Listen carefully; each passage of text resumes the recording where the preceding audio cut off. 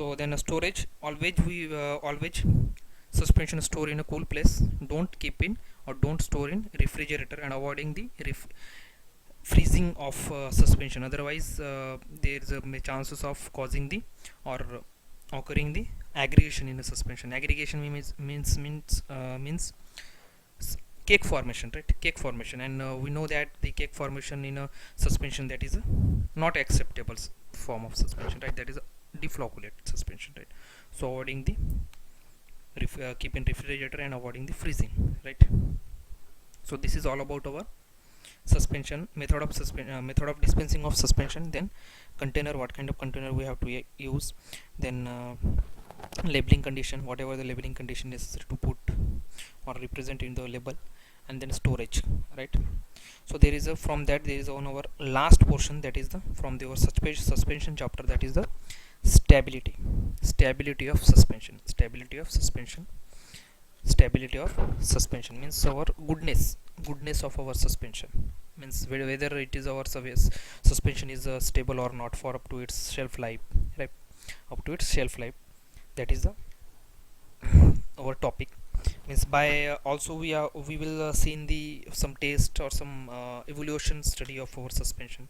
Means whatever the method, means which kind of method we need to, or which kind of method by which we determine the whether our suspension is stable or not, right? So we will discuss it is one by one, right? Then first of all, the let's see, when suspension will redistribute uniformly with a little shaking and will easily pour from container up to its shelf life, then we call it stable suspension. Means there is a definition or meaning of our stable suspension. Means when we will call it our suspension is stable, right? When we will call it our suspension or formulated suspension is a stable, right? Stable, right? Then when our suspension redistribute after a redistribute or rediffused after a little shaking, right? Means whenever our solid particles whatever in present in our suspension, that is redistribute or rediffused uniformly with a little shaking, and it will be easily pourable from the container also up to its shelf life. Shelf life means our expiry, right? Minimum or any dosage form has a expiry, that is 3 year max, right? Maximum 3 years, right? But up to its expiry date, it should be easily poured or removed from the container along with redistribute uniformly with a little shaking, right? If this condition will fulfill by our suspension, formulated suspension, that time we will call it, that is our suspension is a stable form of our suspension, right? That is flocculated suspension, right? Means stable suspension means our flocculated suspension, right? Means it is very necessary to fulfill the this kind of condition from our suspension, right? Then we will call it our suspension is stable, right?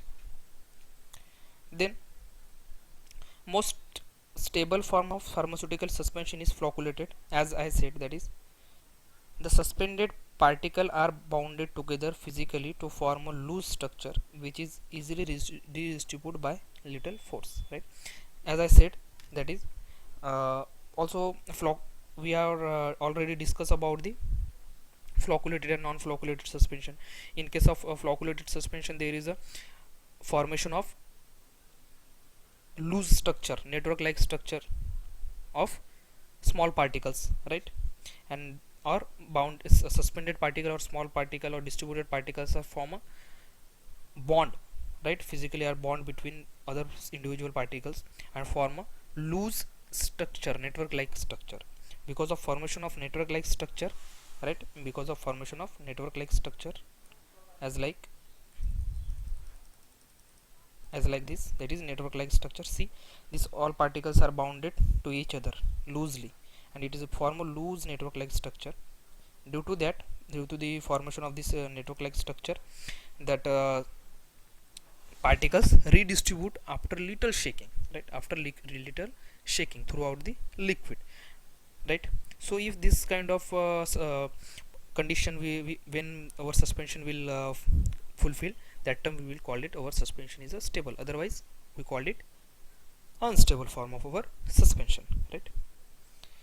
Then the non-flocculated suspension can make a stable by decreasing its particle size of a suspended material, or by increasing the viscosity and density and viscosity of a vehicle, right? Means uh, means our non-floc, we know that there is a whenever we are going to make a formulation suspension, that time we will get a flocculated or non-flocculated substance, right? Means if accidentally we form a non-flocculated suspension, that time there is a no need to throw it, right? Or no need to throw out, right?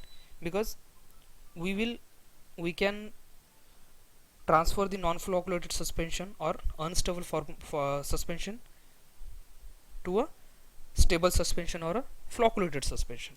Then how it is possible? Means how we can for transfer the or convert the non-flocculated into flocculated. There is a one also some method, that is decreasing its particle size. If suppose we get a non-flocculated suspension, right, and if we decrease that particles of non-flocculated suspension, that time also we will make a stable kind of suspension, that is formulated. Also with, if increasing the density of our vehicle or increasing the viscosity of our vehicle, that time also we will make the or transfer the non-flocculated into the flocculated form, right? So this is the all about the our small introduction of the stability of suspension, right?